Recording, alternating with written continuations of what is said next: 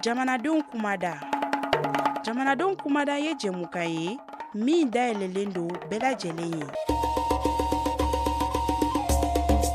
Buna hadamadenya ni yiriwa rajoso HDFM sanfɛ. Dɔgɔkun o dɔgɔkun ka kuma di aw ma aw ka hakilinaw n'aw fɛlaw fɔ jamana ɲɛta siraw kan.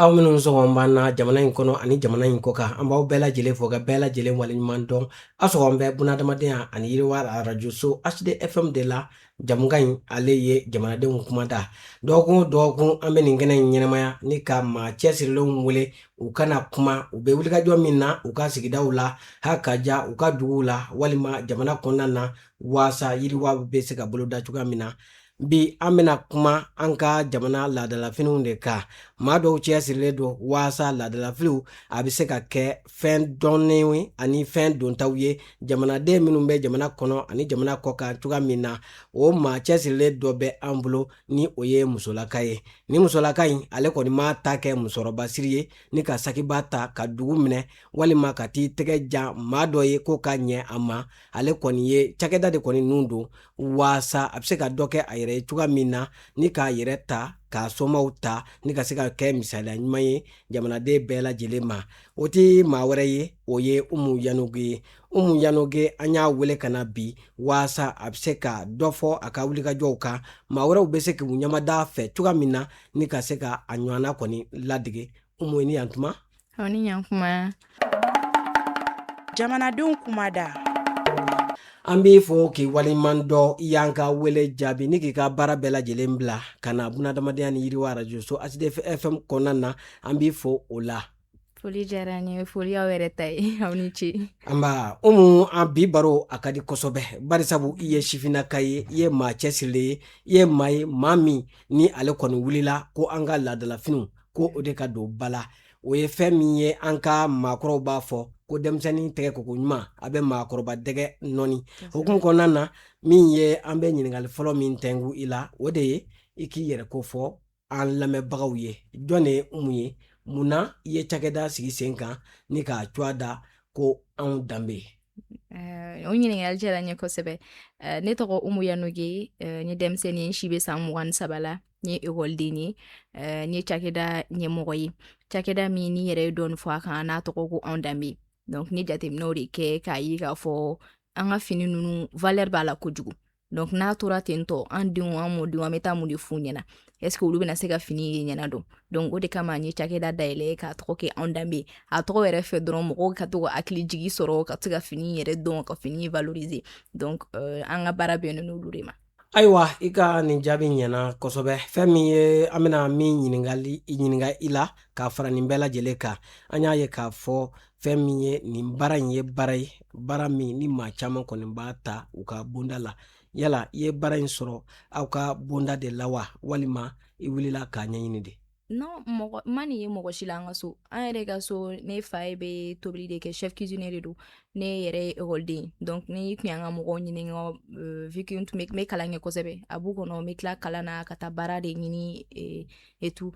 Min ka di mɔgɔ ye i bɛ se k'a nɔbɔ o de la. Donc ne yɛrɛ de jateminɛ kɛ k'a ye fini baara ka di ne ye. O tɛ fini wɛrɛ ye f'an yɛrɛ ka laadala fini. Donc n yɛrɛ de wulila k'a ɲɛɲini, n ye Bamako atelier bɛɛ kɛ. Mɔgɔ minnu bɛ bɔgɔla in ɲɛdɔn, mɔgɔkɔrɔbaw ka gɛrɛw bɛɛ la ka formation kɛ u bolo, hali Bamako région yanfan ninnu fɛ ka gɛrɛw la ka taa ɲɛɲini. Sinon m'a sɔrɔ mɔgɔ si la an ka so, mɔgɔ si tɛ bɔgɔlan baara dɔn an fɛ yen nɔ. Ayiwa, bɔgɔlan kɔfɛ i bɛ baara wɛrɛw kɛ ka fara a kan? An ka cakɛda kɔnɔna la. Awɔ. Cakɛda kɔnɔna na an bɛ baara kɛ ni an yɛrɛ ka laadalafiniw de. Mais an kɛlen ka bɔgɔlan in de bila ɲɛfɛ fɔlɔ. Bari cakɛda bɛɛ ni a ka laɲiniw de don. Laɲini an b'a sigi sanw de fɛ. An ka laɲini ye san 2 san 3 ɲina kɔ bɔgɔlan kɔni o kuma kana ɲɛfɔ mɔgɔ si ɲɛna, bɛɛ ka se ka bɔgɔlan dɔn, jeunes ka se ka bɔgɔlan dɔn, u k'a don ka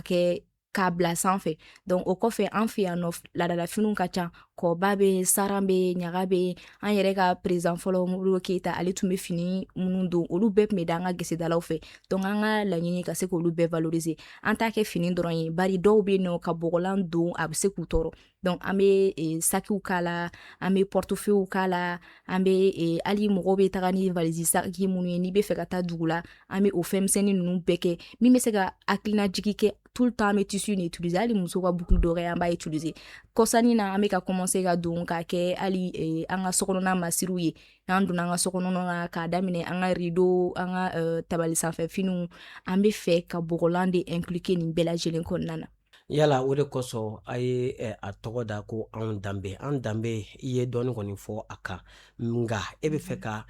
message jumɛn de fɔ an danbe in kɔnɔna na n'i be cakɛda dayɛlɛ i b'i sigi k'i biri dɔɔni n be fɛ k'a tɔgɔ kɛ jumɛn ye donc tɔgɔ ye n ye tɔgɔ caman mini n ye tɔgɔ yɛrɛ miiri n ye tɔgɔ dɔw daminɛ mais ma tɔgɔ ye ne bolo tɔgɔ min be se ka ɲɛ ne ka baara in na ka tɛmɛ anw danbe kan bari ne tɛ baara in ye i n'a fɔ ka fini ta k'a feere mɔgɔw ma ne be n yɛrɛ ye i n'a fɔ n be ci de la ne be n yɛrɛ ye ciden de donc ne ka baara in kɔnɔna na ni mɔgɔw ye ne ka hali ka baarakɛyɔrɔ tɔgɔ mɛn u ka se ka dɔɔni dɔn n'a fɔra ko anw danbe hali n'a sɔrɔla i t'a dɔn n be fini feere i kan ka fɔ anw danbe ye fɛn jumɛn ni fɛn jumɛnw ye mun y'an ka tagabolow ye donc tɔgɔ in yɛrɛ dɔrɔn fɛ a be kɛ hakilinajigi ye mɔgɔ minnu be fɛ ka fili u yɛrɛ ma ka segin nansaraw ka kow n'u ka fɛnw ma u ka se k'a dɔn danbe be anw na an kan ka segin an ka danbe ma ayiwa i ka kuma a ɲɛna kosɛbɛ hali sisan an be tɛmɛ ni ɲiningaliw ye an y'a ye k'a fɔ bɔgɔlanfini n'i y'a dilali ye a cɛ ka ɲi kosɛbɛ nga jani k'a dila i be tɛmɛ sira jumɛn ni jumɛn fɛ fini nunu be dila cogo di a b'a fɛnw fara ɲɔgɔn kan cogo di baara in yɛrɛ kɔni kanu de y'a base bibi na n be profite yɛrɛ yɛrɛ de ka bɔgɔlandala karamɔgɔw ka bɛɛ lajɛlen fo n'i ye bɔgɔlandala ye baara kɔnɔna na i t'a ka fini t'a tɛrɛmɛ tellement baara in ma nɔgɔ fini be tɛmɛ sira caman caman de fɛ o yani fini ka se ka ta feereyɔrɔ la a baara yɛrɛ fɔlɔfɔlɔ o ye gesedalaw ka baara ye olu de be fili minɛ ne fili u b'a tise u be wagati caman de kɛ a la ka fil kɛ tissu ye ni tissu mugu jɛman dilanna a be sɔrɔ ka taa se coloration kɛla ma min be couleur k'a la k'a don bɔgɔ la donc u b'a ko fɔlɔ ka sɔrɔ k'a don bɔgɔ la bon k'a don bɔgɔ in fana na i b'a sɔrɔ fini be su galama la walima a be su cangara la a be dépend i be couleur min kɔ i b'a su an ka plantuw la ka sɔrɔ ka taa k'a da n'a jara i be tila ka segin tuguni k'a su dɔw b'o kɛ fo siɲɛ 3 siɲɛ 4 o ye tissu kelen baara ye i b'a su i be taa da ka ja i b'a su be taa da ka ja n'a banna bɔgɔ be don a la kɔfɛ n'i be fɛ ka dessin minnu bɔ a la bugurujɛ ni an ka yiriw be ɲagami ɲɔgɔn na olu be couleur wɛrɛw di olu bɛɛ kɔfɛ a be tila ka sanango tuguni donc o ye fini yɛrɛ mugu dɔrɔn ye kuma dɔw la fini yɛrɛ kelen i be se ka tilekuru baara de don sinon a tɛ hali kuma dɔ la tile yɛrɛ fɛ ni o banna ka se kalali yɔrɔ ma k'i sigi k'i miiri an bena modèle jumɛn k'a la a be tigɛ togo di matériel jumɛnw be san a finition be ɲɛ togo di donc baara in ma nɔgɔn hali dɔɔni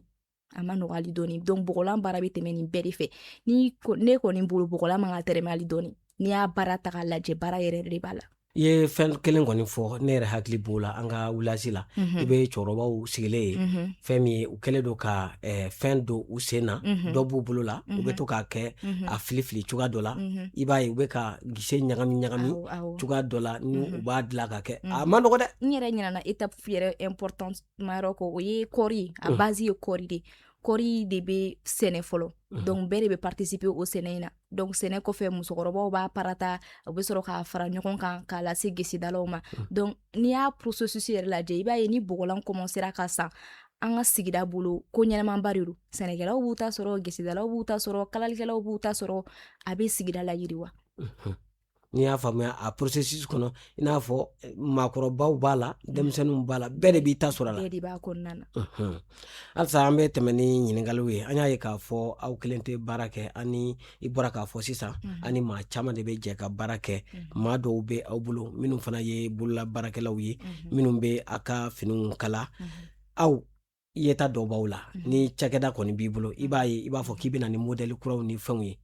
olu dun delilen do laadala fɛn dilaw de la yala a be o baara a be ka se ka a kɛ ɲɔgɔn fɛ a nin wagati na an be ka se k'a kɛ ɲɔgɔn fɛ nka a ma nɔgɔya hali dɔɔni bari yani ne yɛrɛ ka cakɛda yɛrɛ hakilina faamuya n y'a fɔ togo min na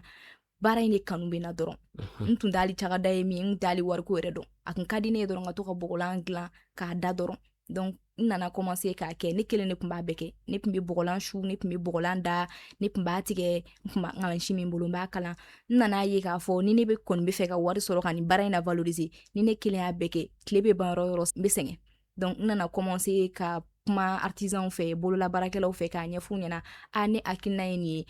e bɛ se fini da la e bɛ se fini fɛngɛ la bon n ka laɲini ye nin de n b'a fɛ n ta ka kɛ tan cogo la n b'a fɛ ka kɛ nin cogo la n'i bɛ se k'a kɛ e ka baara bɛ kɛ nin dɔrɔn ye n'i kɔni sɔnna ka baara in kɛ ka ɲɛ marché tɛ jɔ i bɛ wari sɔrɔ donc an nana commencer ka olu kɛ bon baara in kɔnɔna na a ma nɔgɔn i b'a ye anw ka yeta ka bon dɔɔni ka tɛmɛ mɔgɔw bɛ caman dɔn mais an bɛ bi nin monde in de ye an ka monde kɔnɔna na an nana ye an de ni clients bɛ contact la u bɛ fɛn dɔw fɔ an ɲɛna an b'o fara an ka baara kan donc n'i ye bɔgɔlan ta k'a lajɛ gɛlɛyaba min bɛ bɔgɔlan kɔnɔ nin wagati in na o ye bɔgɔlan bɔnniko ye i b'a ye i mana bɔgɔlan san togo togo n'i y'a su ji la i ka ji couleur bɛ yɛlɛma donc o solution ma sɔrɔ an nana ye donc ne nana f'u ɲɛna bon a ka di ne ye an bɛ bɔgɔlan an b'o kɛ nka an bɛna commencer ka galafini fana kɛ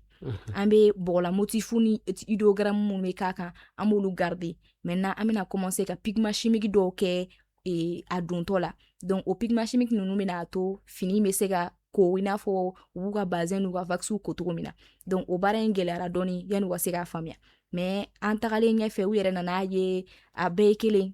juste faamuyalibaliya de kun don donc o wagati ninnu na faamuyali a ma nɔgɔya dɔɔni nka bi bi na baara in yɛrɛ a ka d'u de ye ka tɛmɛ ne kan a ka di ni min ma ɲɛ hali ni n tɛ yen nɔ u b'u impliquer kosɛbɛ parce que u yɛrɛ y'a ye k'a fɔ ko n ye mɔgɔ min ye n cɛsirilen don n ka baara ye ka se ka fɛngɛ in valoriser de n y'a yir'u la ni an ye fɛn sɔrɔ ne dɔrɔn tɛ fɛn sɔrɔ dɛ an n'olu bɛɛ de b'a sɔrɔ n'u ye baara kɛ ka ɲɛ ni client satisfaira siɲɛ wɛrɛ a bɛ na commande baden kɛ donc u yɛrɛ b'a dɔn olu ye ka baara min kɛ il faut k'u k'a kɛ ka ɲɛ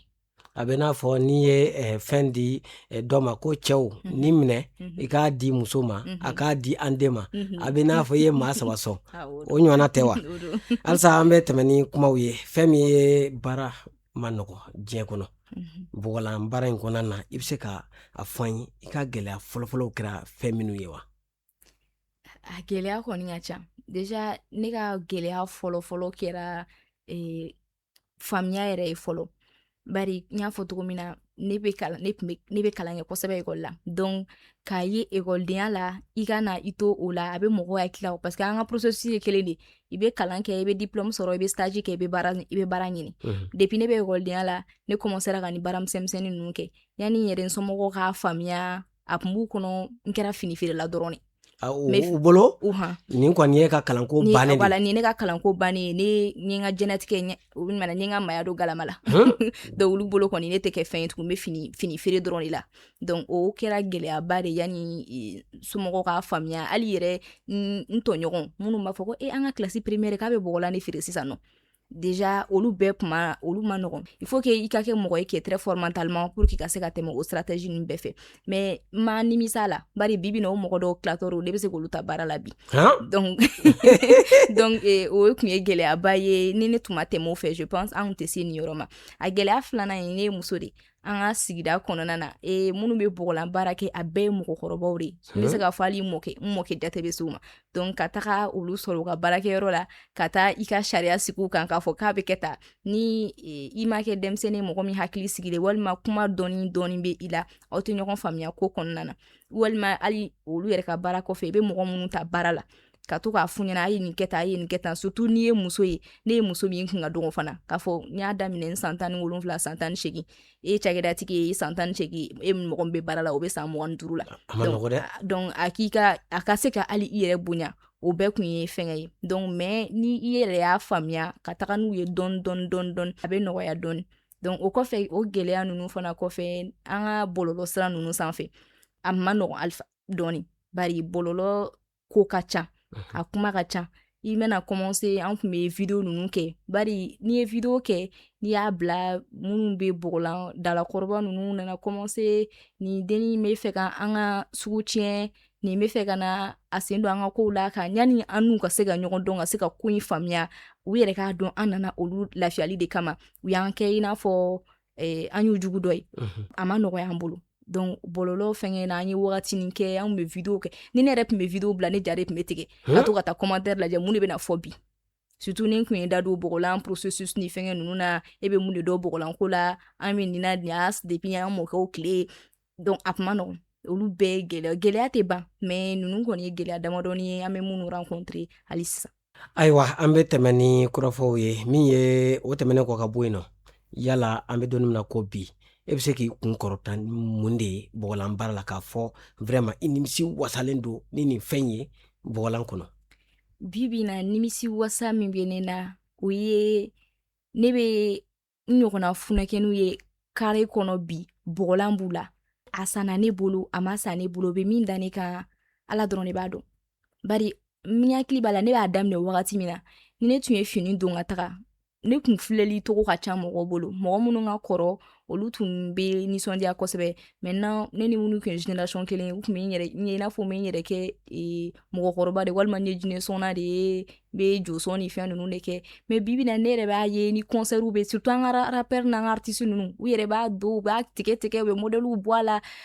an b'a dɔn ils sont très fiers de le porter donc bɔgɔlanko in kɔnɔna na je pense que an nɔ dɔɔni b'a la an nalen min kɛra n'a ye réseau kan mɔgɔw bɛ ka commencer ka assumer o ye ne ka fierté belebeleba de ye nin wagati in kɔnɔna na. I da magara ko belebeleba la barisabu an ka jamana in kɔnɔ fɔlɔ ni bɔgɔlanfini yer'i la i ye kuma minnu fɔ u b'a miiri k'i ye soma ye walima i ye fɛn dɔw ye nka i ye min fɔ a bɛ n'a fɔ yɛlɛma donna o la san dɛ mɔgɔw bɛ ka faamuya kɛ yɛlɛma caman donna la. Ayiwa yɛlɛma caman donna la pour la petite histoire ne tun delila ka n kun bɛ taa wagati dɔ la juma na donc ne tagara siɲɛ fɔlɔ min na a y'a sɔrɔ bɔgɔlɔnrɔbuba bɛ ne na a don ne filɛla ni ɲɛ min ye ne dontɔ misiri kɔnɔ ne ma seli mais ni wagati laban ninnu na hali sunkalo na ne bɛ to n ka ci n bɛ tilen n ka ci ni fɛngɛ ninnu na ni n ka bɔgɔlɔnrɔbu n bɛ n ka musɔrɔni meleke n kunna ka taga mɔgɔ t'a filɛ yɛrɛ fɛn ye donc ne bolo mɔgɔw bɛ ka commencer u ɲɛw bɛ ka dege a la u bɛ k'a faamuya k'a fɔ ko nin y'an yɛrɛ ka fini de an de bɛ kɔrɔ d'a ma an de b'a don da la an de bɛ fini kɛ fɛn ye n'i ye fini don ni hakilina min ye u bɛ ka minnu fɔ olu bɛ nin nɔ n'i ye fini bɛ kuma de min ye josɔnna ye min ye jinɛtigi ye n'o y'a ta don o b'a ta kɛnɛ ne min bɛ ko n ye farafin ye n ye farafinde n ka farafinya de ka di n ye ni y'a don n bɛ yanga n'a ye o cogo la. Ayiwa an bɛ taa ɲɛfɛ ni ɲininkaliw ye an y'a ye k'a fɔ fana i sen bɛ ye fɛn caman na foire ani festival ani baara caman i sen bɛ don a la yala i bɛ se ka ɲɛfɔli kɛ an ye i ka foire ni ka festival kan. Foire ni festival ninnu y'an ka baara tɛmɛsira dɔ ye bari n'i kɔni ye minɛn dilan ka minɛn to i bolo n'a ma feere a ma nɔgɔn donc fo k'an ka ye mɔgɔw k'a dɔn don o don mɔgɔ kuraw k'an lakodɔn donc foire nin bɛ kɛ o de kama an bɛ taa foire kɛyɔrɔ la an bɔ foire kɛyɔrɔ la hali ni sanni ma kɛ an ka laɲini ye mɔgɔ kura ka se k'an dɔn an ye jɔn ye an bɛ mun ni mun de kɛ donc u ka se k'an ka produit ye foire kɔni an b'a participer an ye caman kɛ an ye feminiya kɛ an ye wogobanya kɛ an ye siyama kɛ an ye vente privée kɛ azalaye ninnu na n'an kɔni y'a mɛn ko mɔgɔw bɛ fara ɲɔgɔn kan yɔrɔ o yɔrɔ ka tɛmɛ mɔgɔ tan kan an b'an ka donni ta an bɛ taga ye. Ayiwa hali sisan an bɛ tɛmɛ ni ɲininkaliw ye an y'a ye k'a fɔ fɛn min ye an bɛ waati min na ko sisan aw bɛ ka modèle kuraw bɔ bɔgɔlan na f'i yɛrɛ bɛ fili a ma k'a dɔn k'a fɔ ko nin ye bɔgɔlan ye nka a bɛ se ka yala o yɛlɛma ninnu a tɛ na ni identité tununi ya walima aw kɛn bɛ ka mesure dɔw ta o kama. Ne bolo a tɛ identité latunu bari diɲɛ bɛ ka yɛlɛma ni diɲɛ bɛ yɛlɛma i bɛ yɛlɛma a nɔfɛ o kɔrɔ tɛ k'a fɔ i ka fili i yɛrɛ ma fɛn dɔw de bɛ yen nɔ walasa i ka se ka adapter i bɛ tɛmɛ olu sira fɛ donc hali sisan n y'a f'i ye cogo min na an bɛ bɔgɔlan yɛrɛ kɛ ni min nana k'a fɔ ni mago bɛ bɔgɔlan yɛrɛ la an b'a di an b'a yiri la ni min nana an mago bɛ galafini na an bɛ couleur dɔw kɛ violet rose ninnu olu tun tɛ bɔgɔlan nɔ mais an b'olu kɛ o ye nin diɲɛ wagati yɛlɛmaw ye a ka di minnu ye olu b'o olu don donc an ma dɔ in bila mais an bɛ ka nin fana kɛ walasa halisa ka se ka évoluer halisa. N'i y'a faamu a bɛ client sago de kɛ. An bɛ client sago kɛ mais an ka kɔrɔlen an b'olu bila kɔrɔlen modèle kɔrɔba ninnu bɛ an bolo a tissu couleur kelenw b'an bolo a donna tuguni a bɛ don tuguni mun na o kelenw bɛ an bolo an yɛrɛ fana kelen bɛ ka hakilinani minnu sɔrɔ ka se ka a ja an ka génération ye an bɛ k'a fila bɛɛ kɛ ɲɔgɔn fɛ. Bari an bolo ka to kɔfɛ o de ye kɛra an ka problème ye dɔɔni yanni mɔgɔw k'a faamuya an tora dɔrɔn ni kɔni ko bɔgɔlan hali journée culturelle i bɛ golokiba de bɛɛ la donc an bolo o de kun kɛra o de y'a to bɔgɔlan yɛrɛ tora kɔfɛ dɔɔni mais bibi na modèle ni minnu bɛ ka kala i b'a ye mɔgɔ caman b'a dɔn hali grand dame minnu bɛ fɛ ka taa Mali représenter yɔrɔ la u b'a modèle nin don u yɛrɛ bɛ nisɔndiya u b'a don donc ne bolo an ka yɛlɛma in o de nana ni olu dɔw ye dɔɔni n'an tun tora an nɔ la i b'a ye halisa a tun tɛ diya dɔw ye parce que mɔgɔ min degelen no vɛsiba don ni fɛnw na n'i ko ma ko ka taa golokiba ta k'a don a kan na ka yala n'a ye i b'a ye a tigi yɛrɛ tɛ lafiya a farikolo la. An y'a ye k'a fɔ i bɔra ka kuma min fɔ k'a sɔnji la an y'a ye k'a fɔ an ka jamana gouvernement mɔgɔw olu yɛrɛ ye a fini donni daminɛ yala o ye paraɲɛba ye aw bolo wa? O ye ɲɛ belebeleba bari ni olu yɛrɛ y'a don o kɔrɔ k'a fɔ u hakili bɛ an ka culture la o kɔrɔ u hakili bɛ an yɛrɛ ka finiw na donc mɔgɔw b'olu de filɛ mɔgɔw b'u kuma fɔcogo filɛ mɔgɔw b'u ka fini dontaw filɛ i b'a ye mɔgɔw b'a capture ci anw ma donc n'olu sera k'o exemple yira na k'u hakili to an ka culture la o ye ko ɲɛnamaba de anw bolo. Ayiwa an bɛ tɛmɛ ni ɲininkaliw ye hali sisan aw ka cakɛda ni o ye an danbe ye an danbe yala aw bɛ fini minnu dilan ani fɛn minnu dilan yala fantan ni yɔrɔ b'a la wa faamaw dɔrɔn de bɛ se k'a san walima an fantanniw an bɛɛ ta b'a la wa? Aw yɛrɛ m'a mɛn ko anw danbe an ka tɔgɔ yɛrɛ ye anw danbe de donc an ka laɲini anw bɛɛ de ka ko don an bɛ bɔgɔlan kɛ gamme camanba de la a gamme fɔlɔfɔlɔ o de ye an yɛrɛ bɛ authentique min garder o ye tisselen ninnu ye donc ale qualité fila b'anw fɛ yen nɔ a tissu dɔw bɛ yen nɔ 2000 dɔw 2500 donc i bɛ taa sɔrɔ a 1m50 de don pour que i ka se ka complet k'o la i bɛ se o den fila ma i y'a fɔ cogo min na ni se ɲɛnama tɛ mɔgɔ min ye a bɛ n'a fɔ 5000 kungo pour que i ka tissu san donc o kɔfɛ an nana ni qualité nɔgɔman dɔ ye an bɛ taa tissu san k'a su bɔgɔlan na ka a fɛngɛ i bɛ taa sɔrɔ o mètre 3 o tɛ tɛmɛ 3000 kan donc n'i y'o mètre 3 san 3000 i bɛ taga n'a ye i b'a kalan donc i b'a sɔrɔ a kalali wari ye ni tailleur dɔ b'a la a b'a kala i ye 400 500 donc dɔ ka fini bɛ bɛn complet b'a ne bɛn 1000 ma 1000 se tɛ e min ye 4000 e bɛ complet sɔrɔ n'a sɔrɔ ala tɛ complet yɛrɛ bɔ mètre 1 1000 i b'a sɔrɔ a 2000 bɛ complet sɔrɔ donc an ma mɔgɔ si de to kɔfɛ fɛngɛ in na an hakili bɛ couche bɛɛ de la hali tuma dɔ la an bɛ baga an bɛ taa yugujugu la an bɛ tissu ɲɛnɛmanw sɔrɔ n'an ye tissu yɛrɛ sɔrɔ hali tuma la 100 200 an b'a ta an bɛ bɔgɔlan su a la an b'a tissu di mɔgɔw ma 400 500 donc bɔgɔlan ko nege bɛ mɔgɔ min na min tɛ se ka hali 2000 don a la o fana bɛ se ka dɔ ninnu fɛngɛ mais an b'a bɛɛ ɲɛfɔ mɔgɔw ye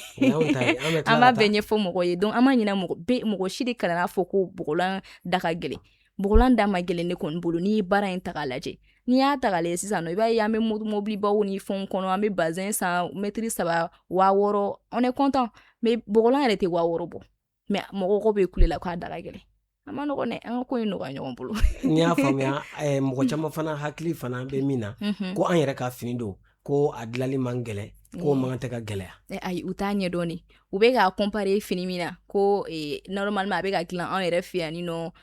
ni fini min bɛ ka bɔ kɔfɛ olu da ka nɔgɔn n'a ye paramètre caman bɛ yen nɔ bɔgɔlan min bɛ dilan anw fɛ yen nɔ mɔgɔ kelen de b'i sigi k'a da i bɛ tomi min y'a la i bɛ dessin min y'a la mɔgɔ de b'i sigi ka nin bɛɛ kɛ mais n'i ye vaccine ni bazin ta k'a lajɛ olu ye subahana mansinw ka baara kelen de i bɛ taa sɔrɔ mansin a bɛ sɛbɛn sisan nɔ ko ka fini 1000 dilan ɲɛ tugu ka yɛlɛ o 1000 bɛ bɔ an ka fini n'i ko ko mɔgɔ kelen ma ka bouton digi dɔrɔn o 1000 bɛ bɔ i b'a sɔrɔ mansin yɛrɛ b'a ka baara bɛɛ kɛ mɔgɔw b'u da ka sunɔgɔ mɔgɔ n'i dun ko k'an ka fini ko ka mètre 10 dilan artisan bɛ se ka dɔgɔkun 1 bɛɛ k'a la o mɔgɔ kelen i bɛ taa sɔrɔ denbaya tigi de don a bɛ malobɔrɔ san a bɛ so sara est ce que n'i ye nin 2 ta k'a lajɛ nin prix bɛ se ka kɛ kelen tɛ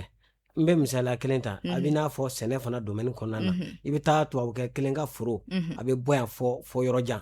a bɛ mansin de kɛ k'a bɛɛ fɛ i y'a faamuya anw fɛ yan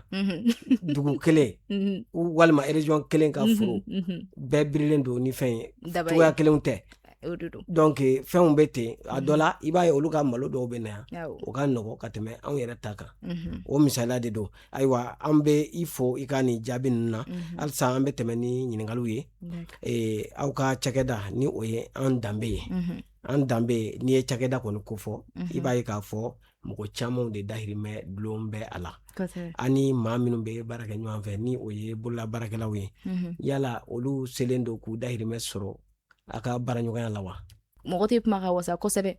ne yɛrɛ bɛ bɔgɔlan baara in daminɛ wagati min na artisan dɔw tun bɛ yen nɔ u ka fini yɛrɛ baara la i bɛ taa sɔrɔ fini kelen baara la u bɛ min sɔrɔ a tɛ tɛmɛ 1000 kan mais ne de nana ne ko n ka ayi aw tɛ se ka nin baaraba in bɛɛ kɛ ka nin warimisɛnnin kama ne de ye fini commencer ka fini feere ka tila k'a fɔ ɲɛna aw b'a kɛ nin prix de la mais ne bɛ dɔ fara a kan nin fini kelen na a kɛ kun ye walasa ka courage don u yɛrɛ la u yɛrɛ ka continuer ka se ka fini na valoriser parce que ne bolo artisan kan ka bonya ari ye fɛn belebeleba de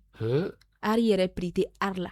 mɔgɔ b'a fɔ a da ka gɛlɛn prix foyi tɛ art la ne bɛ artisan bonya kojugu donc ne kɔni ni artisan minnu bɛ baara kɛ bi na caman b'a fɔ alhamdulilayi bari baara in kɔnɔ an bɛ ka ɲɔgɔn dɛmɛ an bɛɛ bɛ ka se k'an débrouiller dɔɔni dɔɔni an ma se fɔlɔ mais an bɛ ka taga a kɛra komi balimaya a kɛra balimaya o u kunko ye aw kunko ye aw kunko y'u kunko ye n'an ye sɔrɔ kɛ ni dɔ sɔrɔla hali ka tɛmɛ fɛngɛ kan u yɛrɛ ni wari bɛ ne kun o b'a dɔn ni min fana fɛn ma sɔrɔ o b'a dɔn ne b'u ka baarakɛ wari d'u ma ka ban mais an tagara an ye wariba sɔrɔ nin kɔfɛ ne ka artisan bɛɛ b'a dɔn non o ye taabolo ɲuman ye halisa an bɛ tɛmɛ ni ɲininkaliw ye an y'a ye k'a fɔ fɛn min ye aw cɛsirilen don waasa an ka finiw bɛ se ka sanga sɔrɔ cogoya min na yala e bɛ se ka mun de fɔ malidenw ye minnu bɛ jamana kɔ kan ani minnu bɛ jamana kɔnɔ waasa min bɛ dilan an yɛrɛ fɛ yan o ka se ka don ba la an b'a fɔ jamanadenw ɲɛna nin y'an yɛrɛ kungo de u kana a fɔ ko mɔgɔ dɔ artisiw de bɛ nin fini don karisa ni karisaw de bɛ nin fini don an bɛɛ de bɛ se ka nin fini don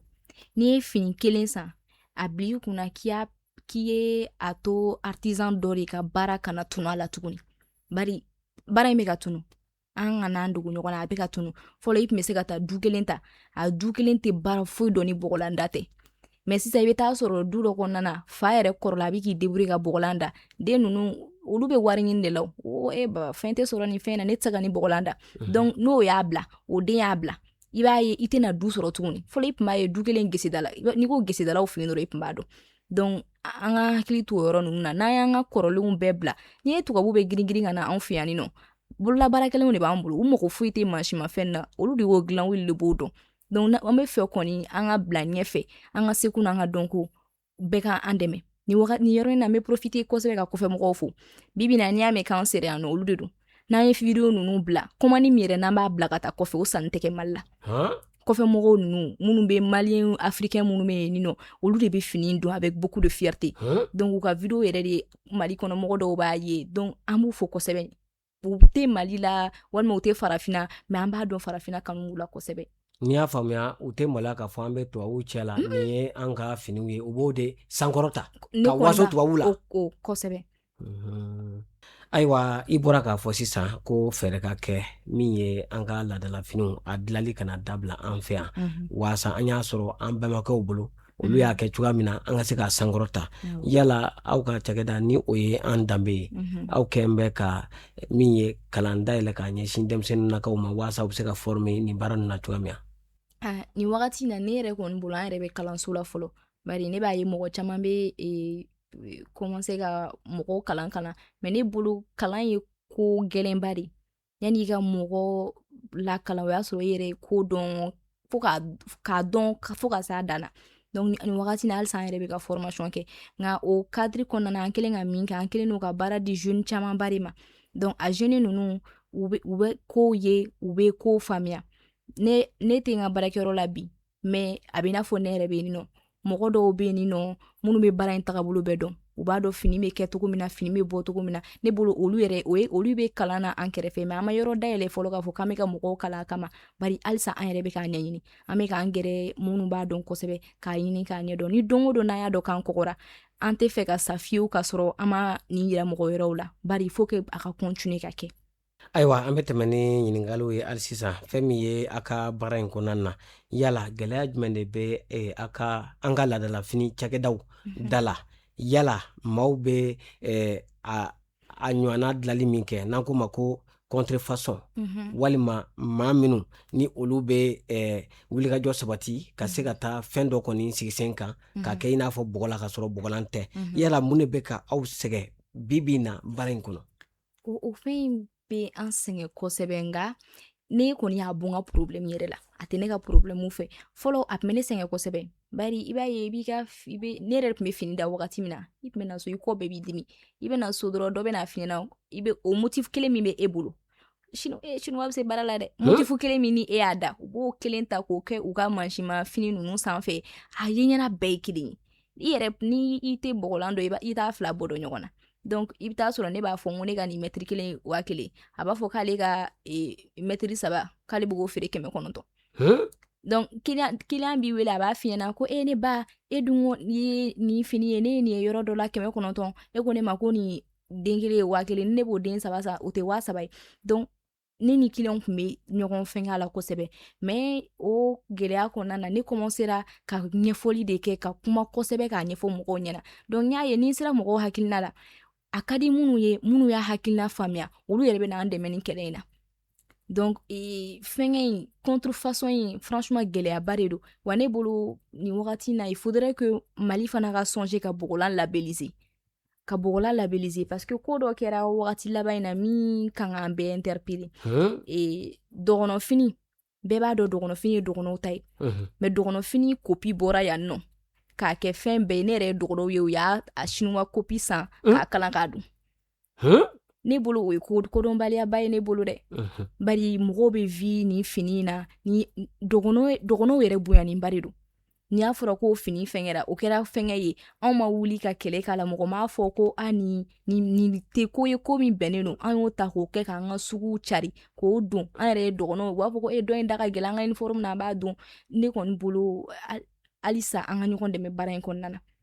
n'i y'a faamuya e yɛrɛ bolo anw de kan ka dɔgɔnɔw minnu k'a ladala fɛn don olu de kan ka muruti fari da fini in kuma ka feere k'a jira maa wɛrɛw la k'a fɔ nin t'anw ta ye anw ta ye nin de ye an bɛ nin de fɛ a kuma ka sɔn ka don yɛrɛ ne yɛrɛ bolo bari ne tile kelen ma deli ka n tɛgɛ maga fini na n y'a ye jango k'a fɔ n'i y'a capture tinɛ ma ne t'i ka message jaabi tugun yɛrɛ bari ne bolo u m'an bonya quoi an yɛrɛ tun kan ka se k'an yɛrɛ bonya a bɛ n'a fɔ n'anw wulila k'an bɛ taa nin ɲɔgɔnna kɛ olu ka minɛn dɔ la u ka jamana kɔnɔ faamaya min b'u la u tɛ sɔn ka sa a tɛ bɛn fiyewu ayiwa an bɛ tɛmɛ n'an ka ɲininkaliw ye hali sisan min ye n'i bɛ baara fɛn o fɛn na i bɛ taa sɔrɔ yeta dɔ de b'i la san 5 ɲinɛn kɔfɛ e bɛ k'i ka cakɛda ye cogo di i bɛ fɛ ka mun kɛ san 5 ɲinɛn kɔfɛ ne kɔni bɛ k'a ye Bogola min maliyɛn bɛɛ la minnu bɛ taa baarakɛyɔrɔ la minnu bɛ ka taga voyage la ne ka baarakɛyɔrɔ yɛrɛ la n bɛ k'a ye an ye cakɛda bonyana kosɛbɛ gesedalaw b'u ka geseda la bɔgɔlandalaw b'u ka bɔgɔlanda la nin wagati na an bɛ baara kɛ ni gesedalaw de donc u b'u fini dilan k'a bila ka na d'anw ma a kɛyɔrɔ tɛ an bolo yɔrɔ ma bon donc san 5 ɲinan kɔ laɲini kɔni an ka se ka yɔrɔ belebeleba ta gese bɛ d'a kɔnɔ fini bɛ don a kɔnɔ fini bɛ kala a kɔnɔ feerekɛyɔrɔ b'a kɔnɔ hali an bɛ se ka espace yɛrɛ kɛ espace min kɔnɔna na an bɛ to ka formation kɛ mɔgɔw bɛ se ka ɲɔgɔn ye an bɛ se ka an ka culture barow kɛ yɔrɔ min na an bɛ ziiriw da ko minnu bɛ a ka kɛ espace min bɛ hakili jigin an ka kɔrɔlenw na nin wagati na kɔni o de ye an ka laɲiniba yɛrɛ ye min yɛrɛ ka bɛ ne nin kan kosɛbɛ ayiwa o tɛmɛnen kɔ ka bɔ yen nɔ min ye diɲɛ mɔdiw bɛ taa ɲɔgɔn kunbɛn yɔrɔ min na yala o ambition b'i la dunan nataw la i ka se ka ye o kɛnɛw kan kosɛbɛ ni cakɛda kɔni bonyana mɔgɔw k'i ye i tɛ fɛ ka to i ka jamana kɔnɔ tuguni an b'a ɲini fɔlɔ nin yɔrɔ in na jamana kɔnɔ mɔgɔw ka an dɔn an ka don an ka jamana kɔnɔ kɔfɛ an bɛ bɔ dɔɔni dɔɔni an bɛ taa an dafɛ jamanaw la kɔfɛ an bɛ bɔ ka taa kɔfɛ donc a ka d'an ye foire ni exposition minnu bɛ kɛ hali jamana wɛrɛw la défilé de mode minnu bɛ yen nɔ an ka bɔ ka taga olu bɛɛ kɛ olu bɛɛ bɛ laɲiniw kɔnɔna na ayiwa o tɛmɛnen kɔ ka bɔ yen nɔ an bɛ waati min na ko sisan i ɲɛsinnen don fini baaraw de ma yala dunan natɔla i bɛ fɛ ka baara bonya k'a fɛrɛ waasa décoration ni fɛnw ka bɔ a kɔnɔ wa nin wagati an bɛ décoration kɛ a b'a kɛ an bɛ décoration kɛ mais an tɛ taa décoration événementielle de kɛ parce que an bɛ décoration intérieure kɛ n y'a f'i ye tuguni an bɛ chemin de table kɛ an bɛ sous assiette kɛ rideau ka meuble ninnu kɛ ka bɔgɔlan don a kɔnɔ a tableaulama an b'olu kɛ an bɛ mɔgɔw ka bureau ni fɛnw an b'a kɛ k'a bila ka taa d'u ma mais an ma événementielle daminɛ i n'a fɔ mɔgɔw ka mariage n'u ka fɛnw la ka t'u ka décoration kɛ peut-être olu y'a hakilina ye an bɛ se ka minnu fara baara kan kɔfɛ ayiwa an bɛ tɛmɛ ni ɲininkaliw ye hali sisan an y'a ye k'a fɔ nin baara in kɔfɛ i yɛrɛ da sera ma i bɛ kalan na i bɛ fɛn wɛrɛw la a bɛ n'a fɔ i bɛ farikolo ɲɛnajɛ fana kɛ ka fara o bɛɛ lajɛlen kan kow ka ca e yɛrɛ dun ye sifinnaka ye yala i kunkolo i bɛ se ka nin bɛɛ fara ɲɔgɔn kan ka nin bɛɛ ɲɛnabɔ cogo di a ma nɔgɔn nka ni organisera bi na a ka nɔgɔn fɔlɔ yani n kun ka se ka n yɛrɛ sɔrɔ yani yɛrɛ ka se k'a faamuya i sɛgɛnnen bɛ bɔ i yɛrɛ b'i da i bɛ wuli sɔgɔma i sɛgɛnnen bɛ wuli donc mais nin wagati in na n commencera k'a déléguer sinfin dɔw bɛ yen nɔ minnu baara dɔw dɔnni b'u la donc ne kelen man k'a bɛɛ kɛ mɔgɔw bɛ yen nɔ fɔlɔ ne tun bɛ n ka finiw photo ta n b'a video kɛ ne de tun b'a tigɛ ne tun b'a fɛngɛ mais nin wagati in na mɔgɔ bɛ yen min b'a tigɛ min b'a kalan mɔgɔ bɛ yen min b'a don mɔgɔ min bɛ yen n'a banna min b'a vérifier est ce que fini in kalanna ka ɲɛ mɔgɔ bɛ yen nɔ min bɛ video kɛ minnu b'a bila minnu bɛ clients répond minnu bɛ appelw ta mɔgɔ bɛ yen min bɛ minɛn ta ka taa di client ma donc ninnu ye ne bɛ ka baara ye sisan k'a lajɛ k'a jateminɛ yala baara in bɛ ka kɛ ka ɲɛ wa donc a bɛ ne permettre n ka journée kɔnɔna na n bɛ taga n ka école la a y'a fɔ cogo min na i yɛrɛ y'a fɔ cogo min na n bɛ sport n bɛ coach n bɛ séance di mɔgɔw ma donc sufɛ yan fan fɛ n bɛ taga olu kɛ a tɛ n ka baara foyi bali mais don dɔw a mana kɛ cogo cogo don dɔw bɛ kɛ nin baara ninnu bɛɛ bɛ se ka bɛn don kelen kɔnɔ olu don gɛlɛman ninnu bɛ se ka k'an bolo mais nin wagati in na gɛlɛya foyi tɛ n bɛ se ka yaala n bɛ taali n somɔgɔw fo donc a ma gɛlɛn n bolo i kosɛbɛ. bɛ association baaraw fana kɛ yan. awɔ n bɛ association baaraw kɛ. n'an y'a faamuya kɔni e kɔni ye ɲɛlɛnin de ye muso ɲɛlɛnin. bari ne kɔni bolo jamana kɔnɔna na bɛɛ kan ka essayer ka ko dɔ kɛ walasa jamana bɛ se ka taga ɲɛ cogo min na donc n ka association baara ninnu n y'a daminɛ depuis n bɛ san 12 san 13 ninnu na olu kɔnɔna na a bɛ baara de kɛ hali mɔgɔ t'i sara tuma dɔ la aw bɛ wuli ka taa baga yɔrɔ dɔ ma k'a furan olu bɛɛ faso jɔ baaraw de tuma dɔ la aw bɛ wuli aw bɛ taga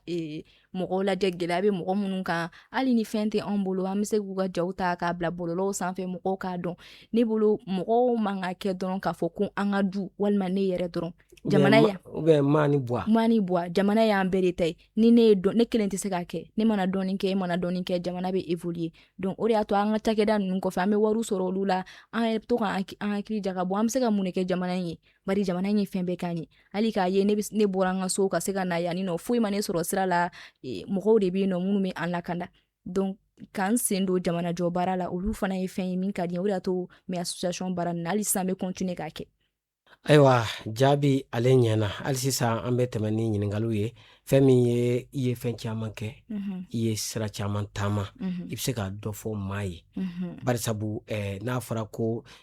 denmisɛnnin mana mɛn kow la a bɛ kɛ i n'a fɔ maakɔrɔba n'a fɔra k'e ka kuma musow ye muso minnu ni u bɛ fɛ ka entrepreneuria baaraw kɛ kɛrɛnkɛrɛnnenya la minnu bɛ fɛ k'an ka laadalafiniw ka o don ba la walima k'an ka laadalafɛn dɔw don ba la yala i bɛ se ka mun de fɔ o musolakaw ye.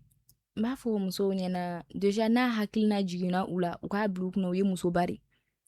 domaine min don domaine in dɔɔnin bɛ cɛw ka baara de la ka daminɛ geseda ni fɛnkɛ ninnu na c'est vrai bɔgɔlan muso de ye bɔgɔlan daminɛ mais ka baara tɔw évoluer cɛw de y'a baara ninnu continuer donc ni muso min y'a hakilina sɔrɔ a bila i kunna i ye musoba de i kana to mɔgɔ si ka a hakilina bɔ i la walima i k'a bila i yɛrɛ kunna k'i bɛ se k'a kɛ walima i tɛ se k'a kɛ mais ni baara min don n bɛ min f'u ɲɛna n'u donna a kɔnɔ k'a kɛ ne de bɛ fɛn bɛɛ dɔn a tɛ sɔn baara in kɔnɔ baara an yɛrɛ ka laadala ko don i nana sɔrɔ minnu b'a kɔnɔna na i b'i sigi u kɛrɛfɛ i b'u lamɛn i b'u bonya